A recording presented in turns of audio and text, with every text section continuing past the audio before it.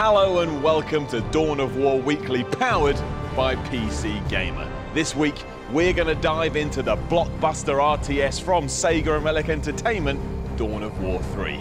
I'm Simon Miller, and today, I'm going to learn about the game's rich multi-faction single-player campaign.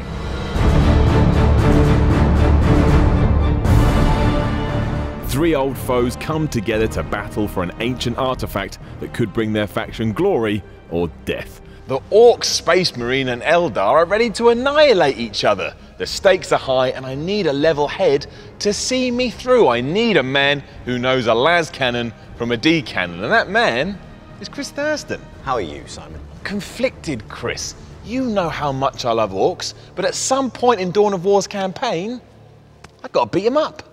In Dawn of War 3, you play as each faction in turn. You see every faction's story from multiple perspectives. The story missions are sizable, 45 minutes long, and you're free to experiment and take various approaches to each map, and you get to play with all of the units and elite heroes in the game. The good news for you, Simon, is win or lose, the Orcs just love a good fight. So even if you're beating them up, you're doing them a favour. I'll take it. So who are these armies and why are they fighting in Dawn of War 3? As we'll learn, the three generals are all old foes, but something brings them together at the start of Dawn of War 3. A planet called Acheron has emerged from the warp. I'm still learning about the Warhammer 40,000 universe, but I know the warp is bad news. The warp is a parallel dimension where time and space have gone mad. It's a place of great evil, mysterious powers, and all kinds of combinations of the two. Things that get lost in the warp tend to come back wrong. However, in this case, the Eldar have a prophecy.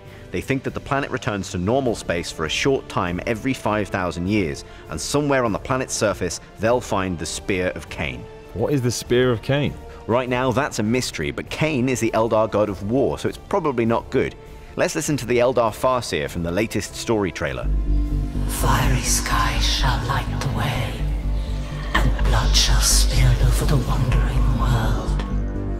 The Spear of Cain shall call the wayfarers, and the Storm Prince shall unite them. Wayfarers, Storm Prince? I don't know what that means, but it gives me a bad feeling.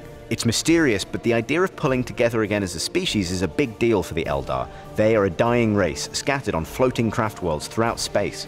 Long story short, long ago in their past, at the peak of their civilization, the Eldar partied so hard they created a new evil god. That god now eats their souls when they die, so ever since they've been trying to avoid being consumed. They will do anything to reverse their situation, even if it means gambling on a powerful artifact that's just emerged from a realm that can't always be trusted. It doesn't sound like the best idea I've ever heard. You're not alone in thinking that. Marka, our Eldar hero in Dawn of War 3, doesn't entirely trust the prophecy. She has to go in with her army and get the spear, but she's wary about what will happen.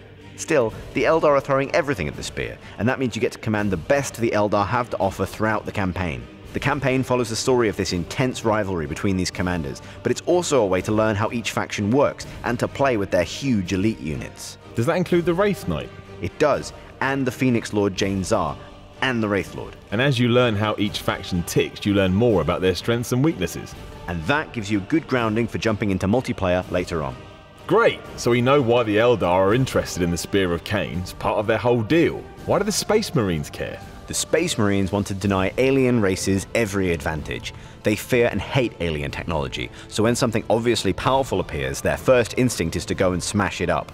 When they see the Eldar massing to grab it, and the Orc war boss Gorguts raising a horde, they're not going to sit around in their space cathedrals. They're going to hit the planet and raise it. They're going to solve the problem. And Gabriel Angelos is the man to do it. The Lord Commander of the Bloodraven Space Marines, who you control during the campaign, has form in this area. Before Dawn of War 1, he ordered his own homeworld to be destroyed because he suspected corruption.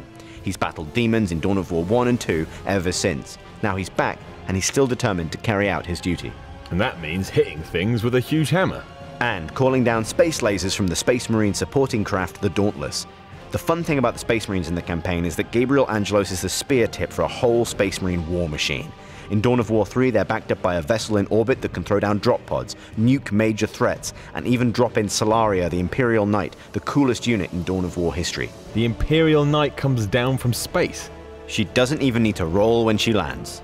In the campaign, you get to explore the personalities of the elite units in Dawn of War 3. Solaria has the same righteous sense of vengeance that all Space Marines have, but she's a bit more sensible than Gabriel Angelos.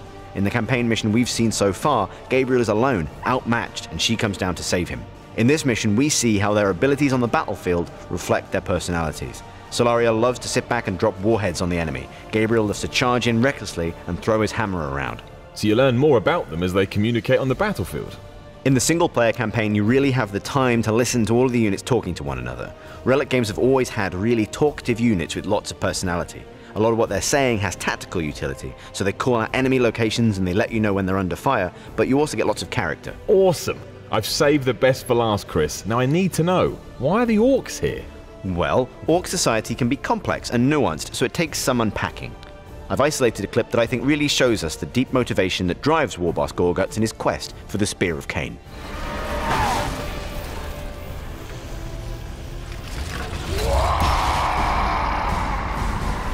War? That's not a reason.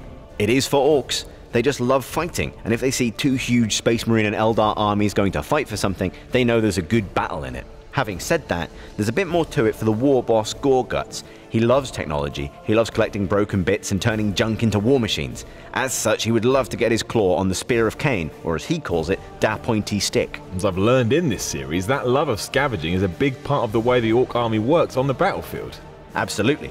Again, their character comes through in their special abilities, troops, and elite units. Orcs can loot the wrecks of enemy vehicles on the battlefield and pile up junk at the base of war towers. They can build these towers anywhere on the map and then send their tiny Gretchen engineer units to turn that scrap into new units like Deathcopters. That's a big part of the campaign, getting you used to the unique things each army can do.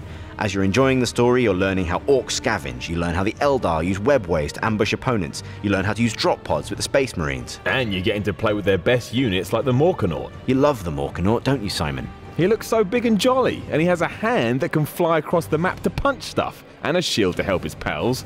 What's not to like? That is how the orcs roll. Thanks, Chris, for the insight into the story behind Dawn of War 3. I've got to go now and play the campaign to find out who does win the race for the Spear of Cain. We hope you've enjoyed today's overview of Dawn of War 3 multi-faction single-player campaign. Now, we're almost out of time, but we can't let you go without your usual Warhammer 40,000 Fact of the Week, courtesy of RTS Hero Day 9. Take it away, Sean. Thanks, Simon. Yes, it's Day 9 here with your Warhammer 40,000 Fact of the Week. Did you know that every Space Marine dreadnought is a walking sarcophagus containing the crippled body of a half-dead Space Marine? Most of them are thousands of years old and can sleep for decades between wars. On balance, they've earned a nap. That's all for now. Look out for another episode of Dawn of War Weekly next week. Until then, farewell.